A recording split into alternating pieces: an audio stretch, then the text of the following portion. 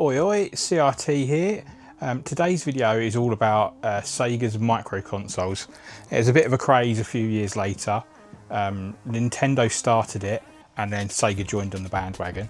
Now it all started with the Mega Drive, if you can see that.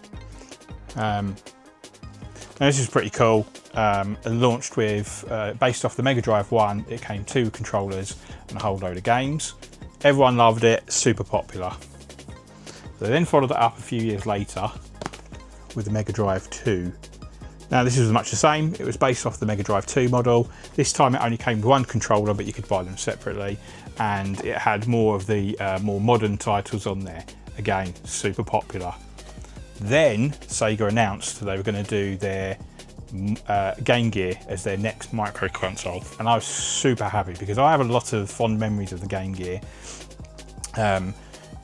but at the time didn't have many Game Gear games itself, so being able to get a micro console version of that I thought would be brilliant. For context, here is a Game Gear. This is obviously being modded. It's got a custom shell, a better screen, and it's Type-C charging. My wonderful wife got all this for me for Christmas. Here's the micro console. Now, Sega really took the word micro a little bit to heart. I'm not joking, this is really it. Now, it only came out in Japan, probably for good reason, and that's just the box. Here's the actual Game Gear. Let me just hold it a bit closer to camera. Let me focus in. Yeah, this is what they came out with. For context, just for clarity, like here it is. It's not even one tool. It's quite ridiculous. Yeah, let's do some close-up shots. Let's move to the desk. Okay, we're at the desk and doing some close-up shots of this micro Game Gear now. Details wise, it's very good. You can see the same grille here for where the single mono speaker was. The D-pad is the same mushy thing that you got the original one. Just 2 buttons and a start button.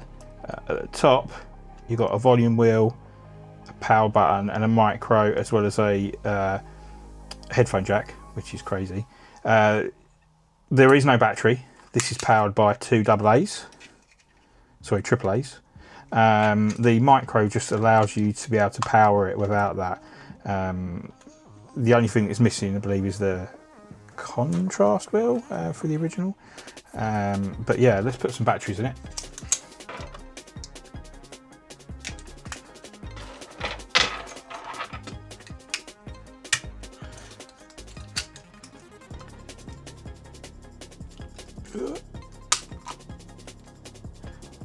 Okay, now we've got some batteries in it, let's power it on.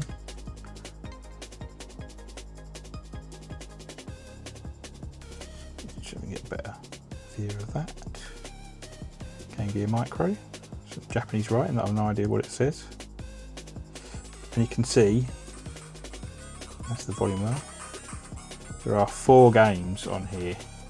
So you've got Sonic, I don't know the second one. Outrun is the 3rd one, and then again I don't know the 4th one. Royal Stone. Okay. Now obviously, other than the size being fairly disappointing, the game selection also was pretty poor. You know, the Micro Mega Drive had at least 20 to 30 games in it, and the same as the second one, so to only get 4 is pretty terrible. If we start, obviously it's all in Japanese because it never came out in America. Look at the size of this, it's ridiculous. Now, thankfully Sonic can be in any language, so it really doesn't matter.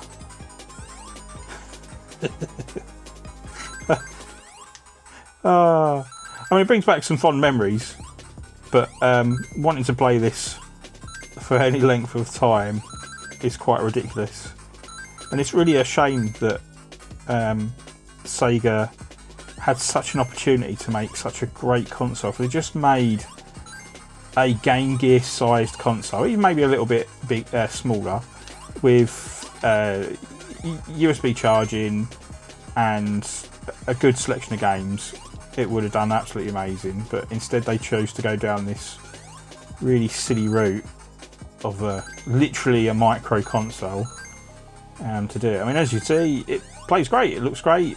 I don't really notice any lag. It's playable, it's not terrible. Now Sega didn't leave it there. I think they were sort of going for the collector's market. So what they did at the same time was they released other versions of it. So this is the black one. They also did a yellow one with, again, just 4 games on it. Most of these, again, these are all in Japanese. So this one's got Shining Force, another Shining Force, another Shining Force, and I don't know what the 4th title is there. You can hold it up on the screen. Again, bright yellow, green buttons, pretty cool. They then released a red one. Again, that's pretty cool. Last battle, columns. And I think that's Shinobi, but I don't know which Shinobi. Probably Revenge, but who knows. And then finally, we got a blue one, which is pretty cool. I like the blue one, to be fair. And this has got Sonic and Tails, Gunstar Heroes. Now that's a really cool game. Can't work out what the other 2 titles are. My eyes are old and decrepit, I'm afraid. But yeah, so I think they were going for the collector's market rather than an actual gamer's market like they did with the originals. I mean, even those 4 boxes are only just slightly bigger than the Game Gear, and you know, there's the Game Gear on top of it. In fact,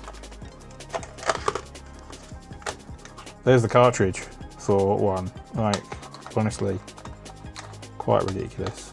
Now, obviously, these days it's really easy to emulate Sega stuff. Analog Pocket, you can jailbreak their consoles. There are various Japanese micro consoles that you can buy that are absolutely chock full of random games, including Game Gear stuff. But yeah, just such a missed opportunity for Sega. It's such a shame, because all the details are really there for that nostalgia feel. They absolutely smashed it out of the park and then released such an odd product, basically. But yeah, that's it for the close-ups.